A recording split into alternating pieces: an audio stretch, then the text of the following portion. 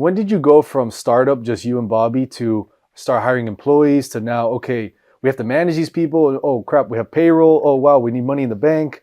Oh crap, we need to make sales to make this. Oh wait, we need marketing. Like, when did that start happening? That started happening really early. Okay. Like, so at the very beginning, before we turned into a lender, we didn't have a lot of employees. We only probably had 10 employees. But at the very beginning, it was Bobby, myself, Bobby's brother, that was a business partner, and his wife, us four, Oh wow. doing everything for about probably 2 to 3 years. Wow. Then we started bringing in 1 or 2 employees. We ended up with like 10. And then once we went into that being a lender, that's when we started really switching to like, okay, now we need to hire and we need to bring in people that know what they're doing. We can't just hire our cousins and our brothers and, I'm sure you have enough family. We had all family. So now we needed to step that up. And now what does that mean? More money you have to pay those employees, right? So you're like, now we're like, wow, we have to now step back, reduce our income for what we were paying ourselves so that we could bring in employees that knew what they were doing, that, required more money to be paid. Yeah.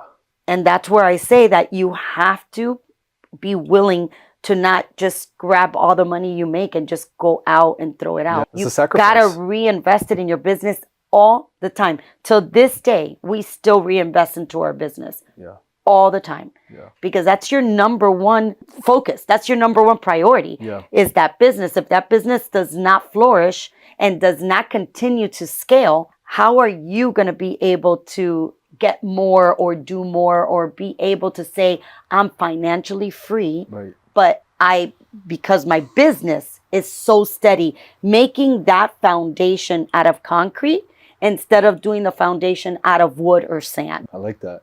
Yeah, it's so interesting. People are always looking for like a shiny object to invest in or a shiny stock or whatever, you name it. But if they have their own small business or they have their own education they can invest in or their own, maybe salespeople, maybe they're marketers, maybe they're working for other people, but you invest in you or you invest in your business. And that's really, number one key that a lot of people do not understand. It's very true. Because even if you do really well in investment and you make 15 or 20%, you can make 1,000% on your own business if you invest in the right employee, you invest in the right marketing or the right seminar. Exactly. I mean, you guys invested $1,700 on the... Yeah, I get this a lot because a lot of people that have businesses, they want to do real estate, right? And it happened to us. And everybody comes to me and Bobby and they're like, hey, I have, X amount of money and I want to invest in real estate. And the first question always out of Bobby's mouth usually is, what's your business? Oh, so-and-so. And why aren't you reinvesting into your business so you could scale? No, because I want real estate because real estate. No. You need to invest it back into your business. That is the one that's bringing you that cash flow. So that when you're completely financially free, then you invest in real estate. But people love to say, my business is making, I'm just going to say a number, $100,000 and I have $20,000 saved. I want to bring it into real estate. So why not increase your business so that you could have, instead of $20,000, you can have $500,000 saved. Exactly. That's so good. And I feel that, and we were just talking about this before we got on, got live, but the social media thing, I think, has a lot to do with that, unfortunately. Like we spoke about, there's a lot of good to it. And I want to touch on that in a little bit. But man, this is such an interesting story because you guys get into real estate later on. It seems like you were thinking about it early on once you started. From day one. Yeah, once you started. Me and Bobby, the first day we met, we both knew about real estate. So we both wanted to do real estate. I feel it's a Cuban thing. Yeah. Like us Cubans, we love real estate and boats. It's the craziest thing. But because you and Bobby are both Cuban, yeah? So no, Bobby is Spaniard, Puerto Rican from father's side, Irish American from the mother's side. Oh, interesting. Yeah. I don't know. I get like a Latino. I know everybody. It's the father's side Latino, and we've been married 33 years. Right. So the Cuban has already rubbed off on you. Yeah, that's very cool. And so I just want to keep on this business because I find it so interesting because the real estate obviously is incredible, especially being real estate myself. That I want to touch on. But selling this business, you're going from you and Bobby and then family. So it's 4 of you. Then you go to 10.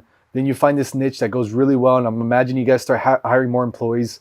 At this point, things, I imagine, are changing fast. You're talking about within 5 years. So you're still a pretty new business. You guys are relatively young in your 20s. What's going through your head? Like, how are you navigating through more employees, through more money, through sales, through marketing, operations?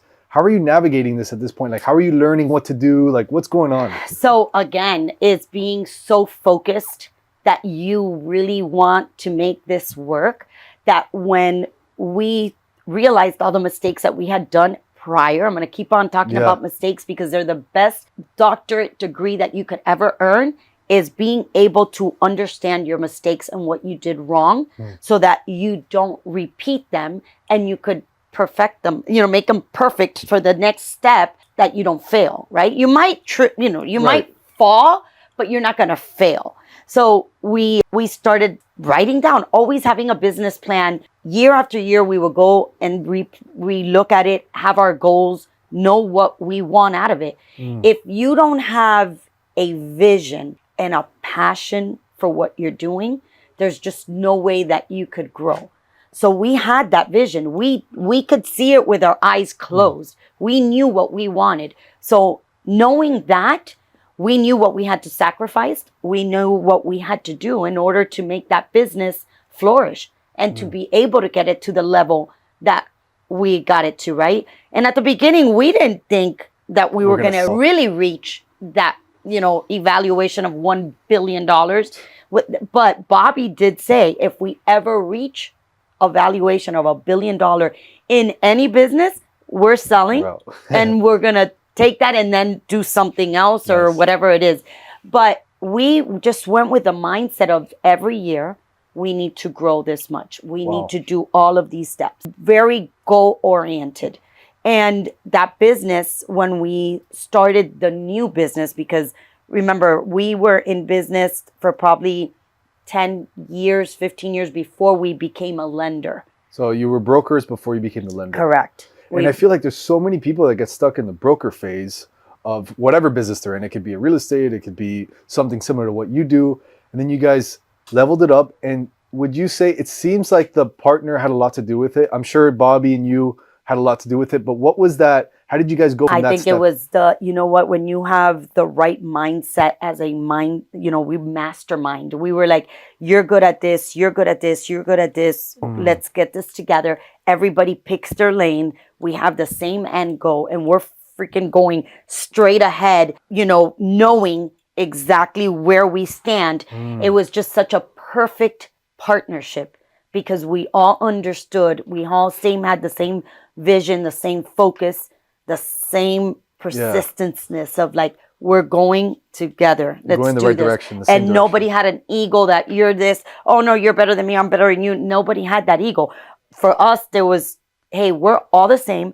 We're going to be in our each lane. We're going to go shoulder to shoulder and we're going to go full force that way. And if anybody falls, we're able to pick up. Let's go. We'll drag you. We'll do whatever. But we just had that mindset. There was just, we knew that we needed to get to a certain level. And that's all we had in mind. Just a quick interruption. This video is sponsored by Casa Finance. If you're looking to renovate a property, buy a property, and need money to buy this property, Casa Finance is the lender to go to. They'll lend you the renovation money. They'll lend you the money to buy a fix and flip home. They'll lend you the money to buy a rental. They do the DSCR loans, so you don't have to go through a bank. Any type of loan you need to buy your next investment property, Casa Finance will do it. Click the link below or in the show notes. Fill out the form to get approved today. Now back to the episode. It seems like you put a lot of importance on having very clear goals and vision.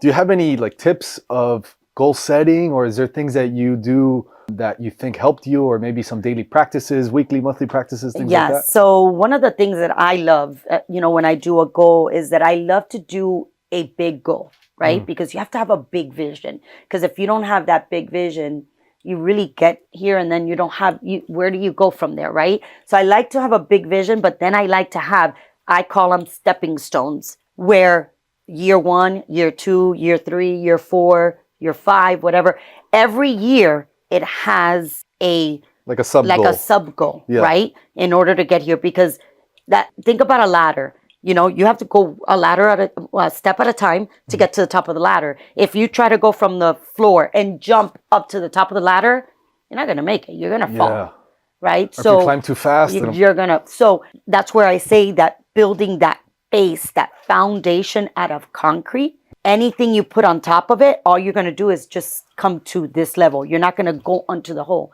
because that foundation is so solid that you're able to get back up and go again. Yeah. So I like to go one stepping stone at a time.